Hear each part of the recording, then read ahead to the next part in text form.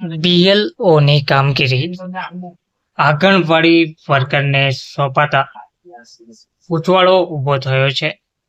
આંગણવાડી બહેનોને પણ હવે બીએલઓનું કામ કરવું પડશે. શિક્ષકોના બદલે આંગણવાડી વર્કરને આ કામ સોંપવામાં આવ્યું છે. એસઆઈઆરની કામગીરી સામે તાલુકા કોંગ્રેસ દ્વારા રજૂઆત પણ કરવામાં આવી છે. નિયમોનો ભંગ અને ગૂંચવણોના આક્ષેપ પણ જોવા મળી રહ્યા છે. નમસ્કાર મિત્રો, સ્વાગત છે તમારું અમારી યુટ્યુબ ચેનલમાં.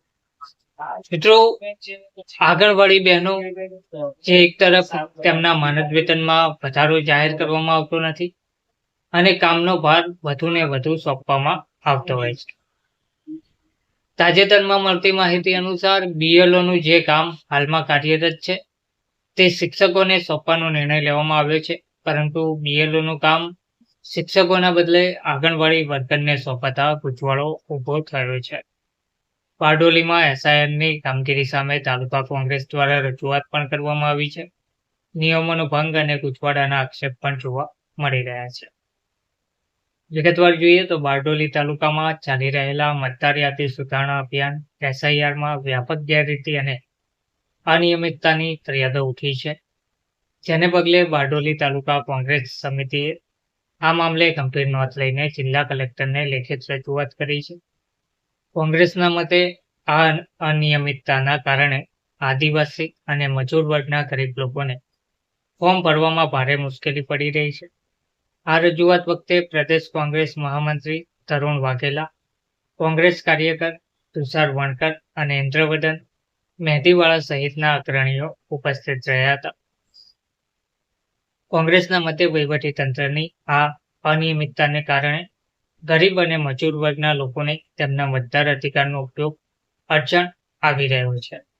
તેમજ બારડોલી તાલુકા કોંગ્રેસ સમિતિના પદ અધિકારીના જણાવ્યા મુજબ ચૂંટણી પંચના આદેશ પ્રમાણે બીએલઓ બૂથ લેવલ ઓફિસરે એ ઘરે ઘરે જઈને મતદાર સુધારણા માટેના ફોર્મ આપવાના હોય છે, પરંતુ તેના બદલે તેઓ કોઈ ચોક્કસ સ્થળે બેસીને જ કામગીરી કરી રહ્યા છે, જે નિયમોનું સ્પષ્ટ ઉલ્લંઘન છે. આનાથી પણ વધુ ગંભીર બાબત એ છે કે બારડોલી વિધાનસભા વિસ્તારમાં 50થી 60% જેટલી મતદાર સુધારણાની કામગીરી આંગણવાડી કાર્યકરો અને હેલ્થ વર્કર્સને સોંપવામાં આવી છે. આ કર્મચારીઓને મતદાર સુધારણાના નિયમોનું પૂરતું જ્ઞાન ના હોવાથી સમગ્ર પ્રક્રિયામાં ગૂંચવાળો ઊભો થયો છે. કોંગ્રેસની જે મુખ્ય રજૂઆત અને માંગણીઓ છે તે છે તાલુકા કોંગ્રેસ પ્રમુખ ડોક્ટર અનુપ વ્યાસની આગેવાનીમાં કરાયેલી રજૂઆતમાં બીએલઓને તાત્કાલિક જાતે જ ઘરે ઘરે જઈને મતદાર સુધારણાનું ફોર્મ ભરવાની કામગીરી હાથ ધરવા આદેશ અપાયા છે. એસઆઈઆર માટે 2002ની મતદાર યાદીમાં નામ હોવું આવશ્યક છે, જે વર્ષોથી વસવાટ કરતા ઘણા મતદારો પાસે સરળતાથી ઉપલબ્ધ નથી. આ નિયમને કારણે લોકોને હાલાકી ભોગવવી પડી રહી છે. બીએલઓ દ્વારા નવા મતદાર માટેના ફોર્મ નંબર 6 અને સ્થળાંતર માટેના ફોર્મ નંબર 8 ભરવાની મનાઈ કરવામાં આવી છે. તો આ મનાઈ કરવામાં આવી રહી હોવાની ફરિયાદ પણ ઉઠવા પામી છે. આ અંગે ચૂંટણી પંચના નિયમોનું યોગ્ય પાલન થાય તે માટે સૂચના આપવાની માંગણી કરવામાં આવી છે. ટૂંકમાં બીએલઓનું કામ જે શિક્ષકોને કરવા માટે સૂચના આપવામાં આવી છે, બીએલઓનું કામ શિક્ષકોના બદલે આંગણવાડી વર્કરને સોંપાતા ગૂંચવાળો ઊભો થવા પામ્યો છે. ધન્યવાદ.